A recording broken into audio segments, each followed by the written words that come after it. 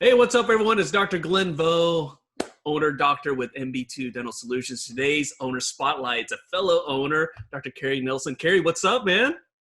Good to see you, Glenn. Excited to do this with you.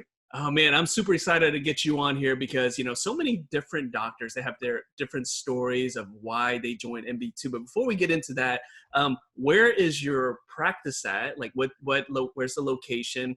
And tell us a little bit about your practice. Yeah, so I'm down in San Antonio.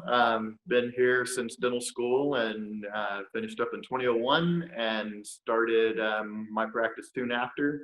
So out on the SeaWorld side of San Antonio, Yeah, and we now just very recently have hopped into a second practice in Fernie, Texas, which is a nice. suburb northwest of about 30 miles northwest of downtown San Antonio. So, I love but that. exciting. Congratulations.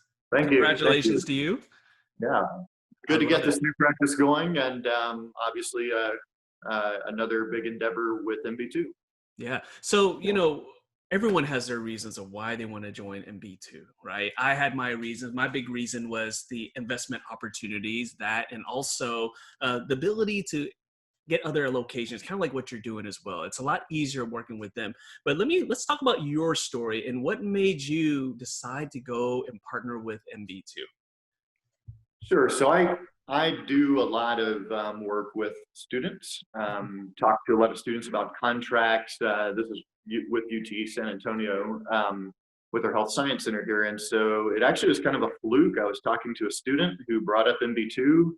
I'd never heard of them. Who reached out just really for general information, and talked to Gabe Shawan for a couple of hours the next day. He's one of the original docs with Yeah. MB2, and just really became curious. I just never heard of this type of model before, this type of hybrid model where I really can practice with autonomy and still be an owner doctor. And so I set out on a path for a good long period of time, studying DSOs, looking at different ones, talking to several different ones. I found every podcast, every general economics article I could find about private equity. Just really studied what was going on in the dental space and in our marketplace in particular. And quite frankly, MB2 started the conversation with me. And after all that research, they were the ones that I came back to. I just felt the most comfortable knowing that I could accomplish this. And the investment opportunities are phenomenal, as you pointed out. So I pulled the trigger, and I'm about almost 2 years in now. So it's been a good ride. Well, so I'm not going to assume anything, but I'm just going to go ahead and ask. Okay. So I'm not going to assume anything, but now I can kind of assume. I mean, you've been with them for a little bit over, almost a couple of years now. You're opening a second practice with Right. MB2. Is it safe to say that you're pretty happy with the partnership? Absolutely, absolutely. It's been a fun ride, and so I think as I walked in, I wasn't sure what things were going to look like. Staff Sure. is nervous. You're not sure, am I truly going to get the autonomy to be able to make the calls for my practice that I want to make? And the answer is yeah. It comes along with all of the major support things, the IT, the legal, the procurement, construction. We do construction in my office. Yeah. The operational support, the boots on the ground has been phenomenal. Just really great to have people that I can really trust. I love our VP of operations. We really hit it off well. Strategic mind, looking at ways to grow. I thought I was capped out in my office. I didn't think Yeah. that we could grow because we go 7:30 to 7 every day, do some Saturdays, and we've somehow been able to grow that practice by almost 25% in 2 years. Wow. That's Yeah, amazing. yeah. So exciting things, and so they actually talked to me about this other possibility, this practice in Burning. They brought it to me. They knew I was looking and considering, and just a really golden opportunity to walk in and keep the previous owner on, keep a previous associate on, big hygiene program, just a really strong office that we were able to acquire here, and it's been a fun ride already with them. Now, Kerry, let me ask you this. If you weren't with MB2, do you think you would have gotten that opportunity? No way, no Yeah. way. You know what? The other thing that I'm noticing, I do talk to a lot of doctors across the country Mhm. and here in San Antonio, and I think that there is a void and a gap that MB2 is filling. These older, smaller legacy practices, maybe a newer grad could go the traditional route and be able to afford it. But if you have a successful large practice, like many of us do, quite frankly, you've outgrown buyers. And Yeah. so you cannot get the traditional model of, well, I'm going to bring a guy in and he's going to work for me for 3 years and then eventually he'll take over. And with the amount of dental debt students have right now, with the tightening of lending, Yeah. smaller practices are it for those guys. And so this is a void that I think MB2 is able to fill when you have good, strong, successful practices, bigger practices.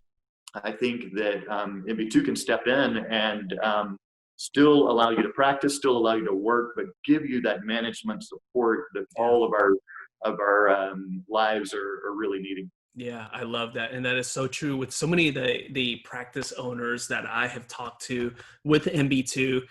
That support is priceless, especially what we've just got out of with this whole COVID pandemic situation, right? I mean, the support that MB2 has given us has been just, I mean, can you just imagine just navigating that without that support, without the legal team, without all the people who know how to read those contracts?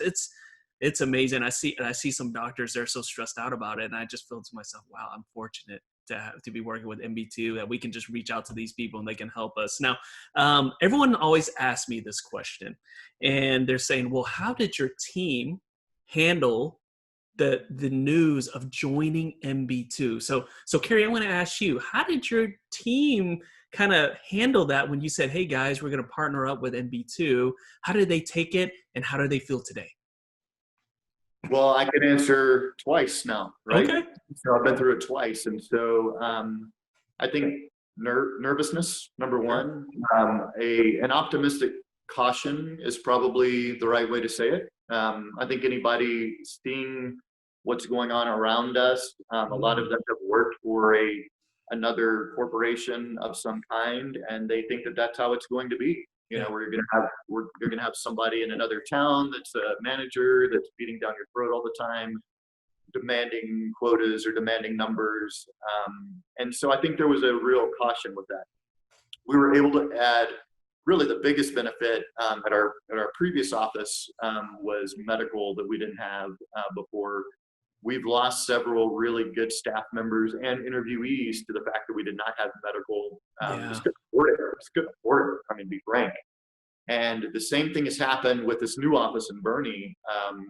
They did not have medical. Again, this previous owner it's so expensive with a private practice. So to be able to consolidate that and offer 401k, to offer those things, I think it cushioned it quite a bit. Yeah.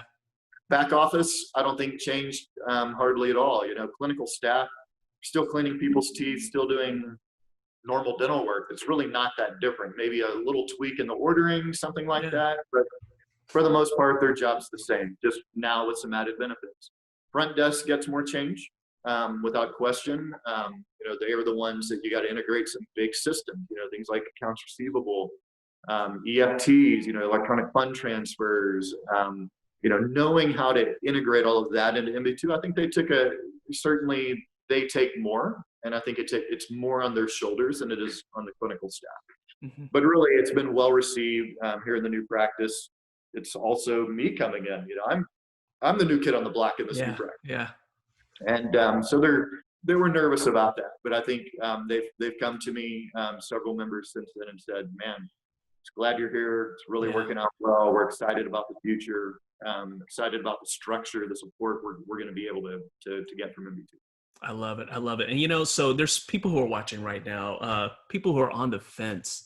They heard about MB2. They've heard your testimonials. They've seen the other spotlights. They've seen and heard about what I've talked about MB2.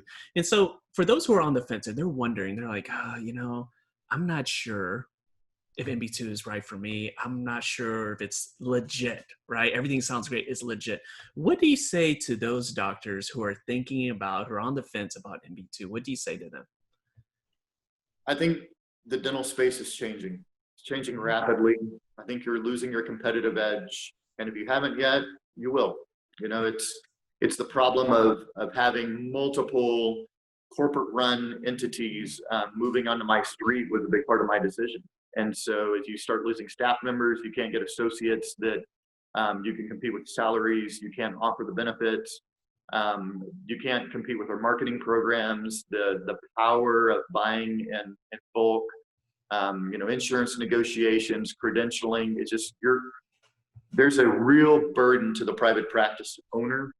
And I think that as you start really thinking about, man, is there a better way to practice? There is an alternative that I frankly just did not know about until I met up with Gabe and really Dr. Shawan and really started to hear, this could work. This could work. On top of that, I think comes the question of we're all trying to build our net worth. We're all trying to build investment opportunity.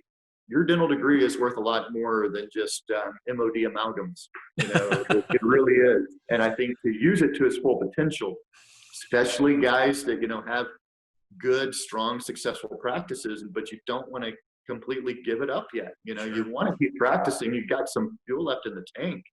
I think this is a really, really golden opportunity to have a really amazing hybrid between the two, where you can still be the owner. I still the owner of my practice. Yeah. I've got tons of support. So I'd say I love that. Yeah. I love that.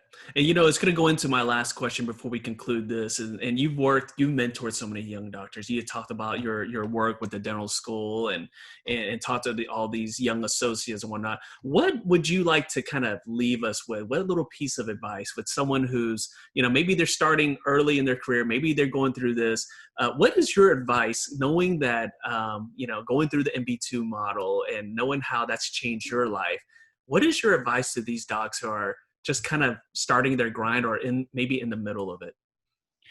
Yeah, I think to the younger guys, I think you have to understand what's going on in the dental industry as a whole. And I think you've got to find a way to stay relevant.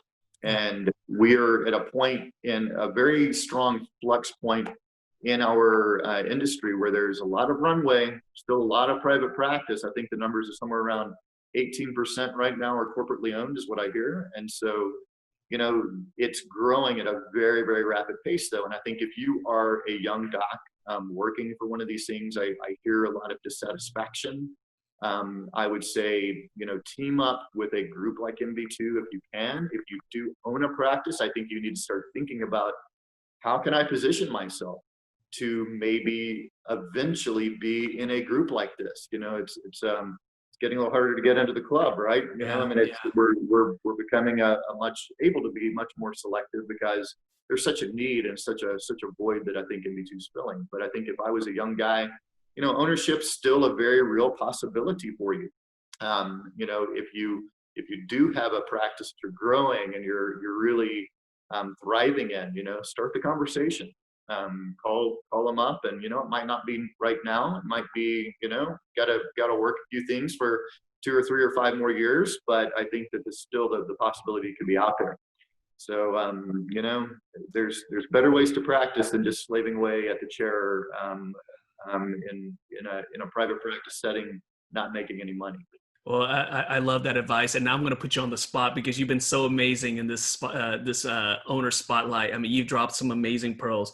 Now, I want to ask you the same question, but now this doctor who has been working for a while, okay, but is not ready to sell. They're not ready to retire. They still have a lot of dentistry left in them. Why is it a good idea to start considering MB2 now? Even if you feel like you're in your prime, you got a great practice, and you're not ready to hang up the handpiece. What do you say to that, doctor? Well, I think you have to start thinking about a succession plan. So you have to start thinking, what do I do if I'm disabled? If I die, what happens with how would my wife handle this? With MB2, you have to have an owner doctor in a practice. And so there's a succession plan built into your initial contract. That's huge. I think knowing how am I going to get somebody to buy this practice? You can't sell a $2 million practice to a 4th-year dental student. It's not going to happen. And so I think you got to look at, what are the ways that I can maximize, pull a little equity off the table, but still be able to run this show the way I want to, but start developing what my true succession plan looks like as I move towards the twilight of my career.